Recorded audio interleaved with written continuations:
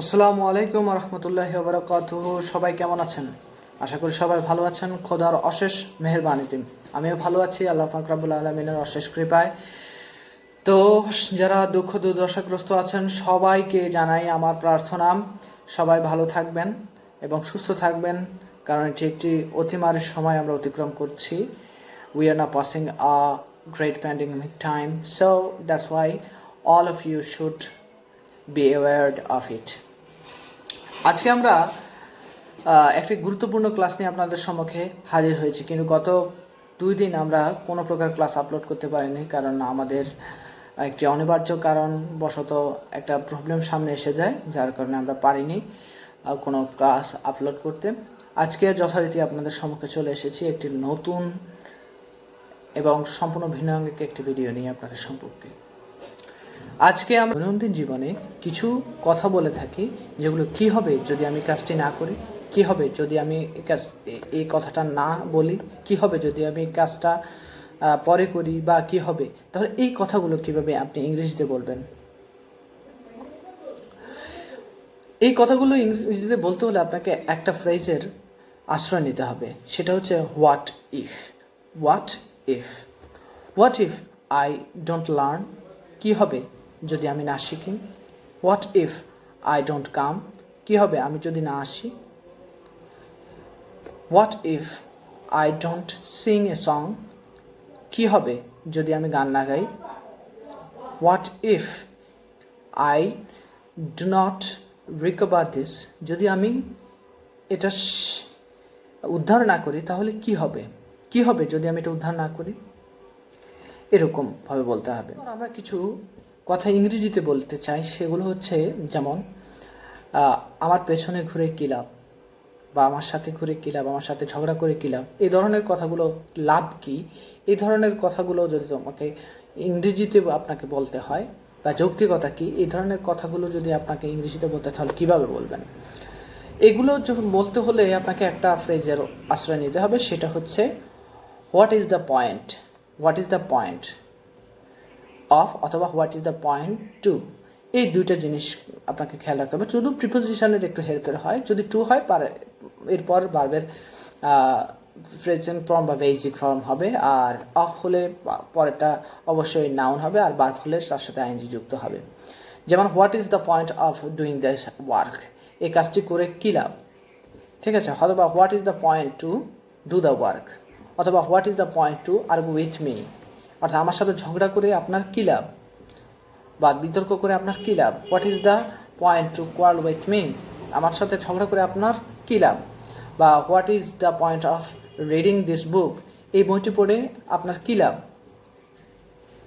এই ধরনের কথাগুলো আমরা বলতে পারি। বা what is the point of his quarrelling, তার ঝগড়ার কী লাভ, তার ঝগড়ায় কী লাভ। এই ধরনের কথাগুলো আমরা সাধারণত আমাদের দৈনন্দিন জীবনে বলে থাকি। তাহলে আমরা শিখে ফেললাম যে কী লাভ, এই কথাটা বলতে হলে আমরা একটা ফ্রেজের আশ্রয় নিতে হয়, সেটা হচ্ছে what is the point of অথবা টু। আমরা ইংরেজিতে কোনো দুটো অপশনের মধ্যে যে কোনো একটিকে আপনি খুব বেশি একটু প্রাধান্য দিতে চান, তাহলে সেগুলো ইংরেজিতে কীভাবে আপনি প্রাধান্য দেবেন বা ইংরেজিতে কীভাবে বলবেন। ধরুন আপনি তরকার চেয়ে ভাতকে প্রাধান্য দেন, বা ভাতের চেয়ে তরকারিকে প্রাধান্য দেন, অথবা গানের চেয়ে নাচকে প্রাধান্য দেন, বা নাচের চেয়ে গানকে প্রাধান্য দেন, তখন এগুলোকে ইংরেজিতে কীভাবে আপনি বলবেন। তো চলুন আমরা শিখে নিই চটজলদি যে আমরা কিভাবে এগুলোকে ইংরেজিতে প্রকাশ করব। এই বাক্যগুলোকে ইংরেজিতে বলতে হলে আপনাকে একটা ফ্রেজের আশ্রয় নিতে হবে, সেটা হচ্ছে প্রিফার টু। প্রিফার টু অর্থ হচ্ছে অধিকতর পছন্দ করা। যেমন আমরা যদি বলি আমি ভাতের চেয়ে তরকারিকে বেশি পছন্দ করি, তাহলে আমরা বলতে পারি I prefer curry to rice. এরপর আমরা বলতে পারি যদি আপনি গানের চেয়ে বা সঙ্গীতের চেয়ে নাচটাকে বেশি প্রাধান্য দেন, তাহলে আপনি এভাবে বলবেন I prefer dance to music. I prefer dance to music. আচ্ছা, আপনি যদি বলেন যে আমি খেলনার চেয়ে আমরা পুতুল বেশিরভাগ আমি প্রাধান্য দেব, তাহলে আপনি বলতে পারেন এভাবে আই প্রিফার ডল টু টয়স। তাহলে আমরা 3টা বাক্যের মাধ্যমে শিখে ফেললাম যে কিভাবে প্রাধান্য দিতে হয়। এরপর কিছু কিছু বাক্যে আমরা বলি যেন আপনি শিওর নয়, কিন্তু এমন কিছু কথা আপনাকে ইংরেজিতে বলতে হবে। সেটা হচ্ছে যেমন আমরা সন্দেহপ্রবণ কথাগুলো বলতে হলে আমরা জানি এটা বলি না, আমরা বলি যে আমার কেমন যেন মনে হয়, আমার কেন যেন মনে হয় যে এই কাজটি সে করে থাকতে পারে বা সে করেছে। তো এই কথাগুলো আপনি বলতে হলে, ইংরেজিতে বলতে হলে আপনাকে একটা ফ্রেজের আশ্রয় নিতে হবে। সেটা হচ্ছে I tend to think. I tend to think.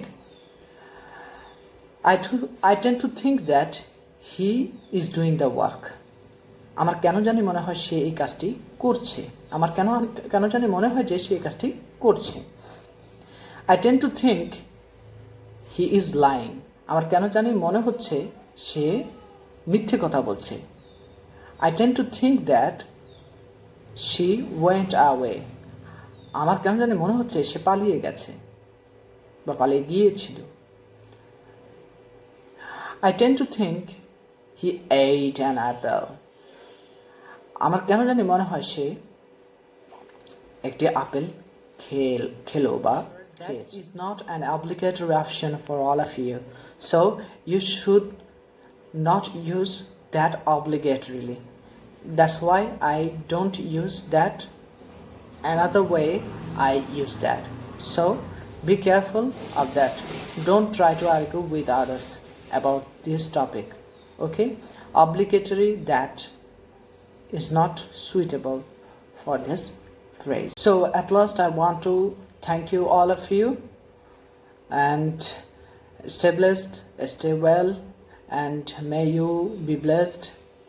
Thank you for subscribing me, watching my videos, liking and commenting on my video. Thank you and grateful to you.